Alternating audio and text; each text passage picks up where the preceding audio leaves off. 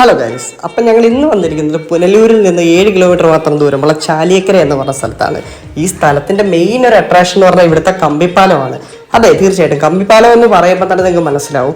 2 കരകളും കമ്പി കൊണ്ട് ഹാങ് ചെയ്തിട്ടേക്കുന്ന പാലമാണ്. ജസ്റ്റ് കമ്പിയുടെ റോപ്പാണ് ഈ പാലത്തിൽ ഹാങ് ചെയ്തിട്ടേക്കുന്നത്. നമ്മൾ പാലത്തിലൂടെ നടക്കുമ്പോൾ നമുക്ക് നല്ല ഷേക്കിംഗ് അനുഭവപ്പെടും. നല്ലപോലെ പാലം ആടി ഒലയൊക്കെ ചെയ്യും.